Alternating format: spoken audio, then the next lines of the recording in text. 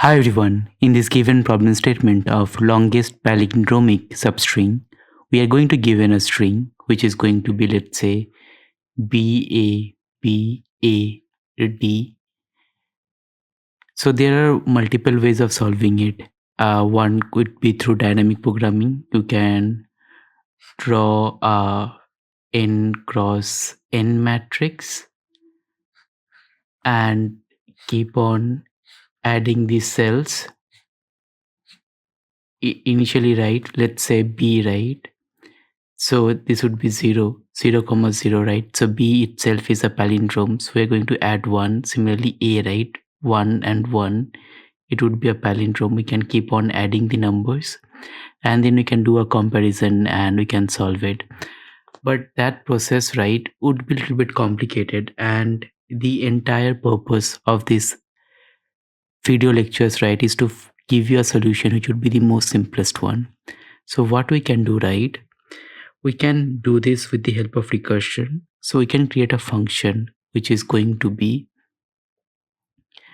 let's say, def expand, and it is going to take the string I and j, and here, right, it is going to compare the bounds. So if I should always be less than n and j should be greater than equal to 0, and s of I should be equal to s of j. In that case, what can happen? We're going to increment I plus 1, j minus equal to 1. And once that is done, right, we are going to return whatever value that we got, right? S of I and I plus j. It would be S of I plus 1 to j. So now, right, we can write a for loop and how that function is going to work out, right? So we already explained this one. Now, right, we can write a function. Let's say we are going to loop through. So for I in range 0 to n, which is the length. And here I can say, right, the answer is going to be the max of whatever the previous answer was, along with it, right, dfs of s, I and I. So I and I, right, is for the odd length, or dfs s of I and I plus 1, it is for even length. And here we have to pass in, right, by which parameter is going to do max. So I can say key equal to length, right? And we are going to run it, and at last we are going to return the answer. Here, right, the overall time complexity would be big O of n square. But one thing to remember, right, the problem that I have shown, right, with tabulation method, right, you can go and check it out. The problem with that one, right, because you're going to consume a lot of memory, because you have to create an array, we have to create a nested array, right, to store these values. Along with it, right, here also the time complexity would be big of n square only, because you have formed an nested array of size n cross n and are going to compare the values. So the value at the time complexity would be pretty much the same. Now let us jump to the solution, right, and where we are going to code this entire thing up.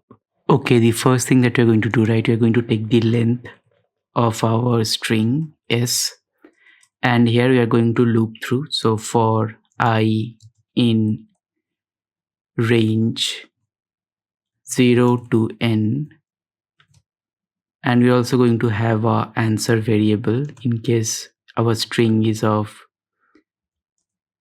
empty characters to handle those cases. So now I will say answer equal to max of whatever the previous answer was. We're going to do let's say expand. We are going to pass in s, I and I, and another one for event length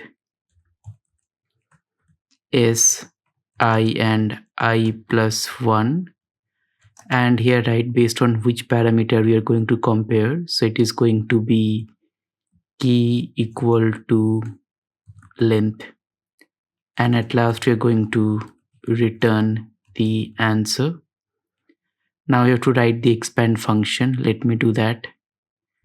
Def expand, which is going to take s, I and j. Now we are going to compare the base cases. If I is less than n and j is greater equal to 0 and s of I equal to s of j,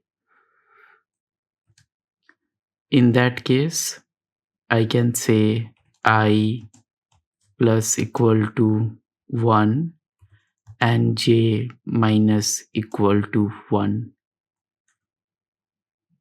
and whatever the value that we got, we can say simply return s of I plus 1 to j.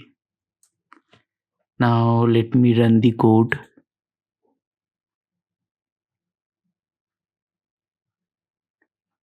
It is saying out of bounds.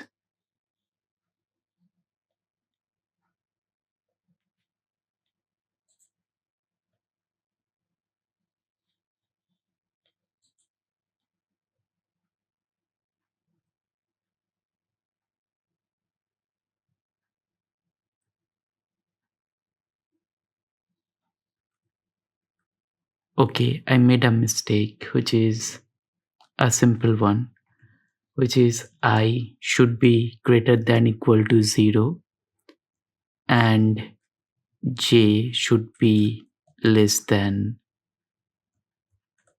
n, and it would be I minus 1 and it would be j plus 1. So from whichever value that we are considering. Now let me run it. Still there are error. Let me check. I think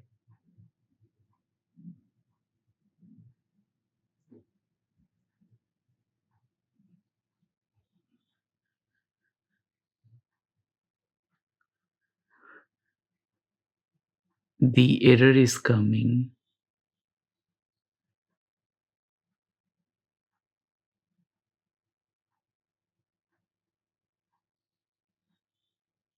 Yeah, so my mistake. So it should not be like one time, right? It will keep on happening. So it would be while instead of if, because you're going to keep on incrementing and decrementing until we find a value, or in case, right, I gets out of bounds or j get out of bounds, or the s of I is not equal to s of j. Let me run it now. As you could see, the code ran successfully. Let me submit it.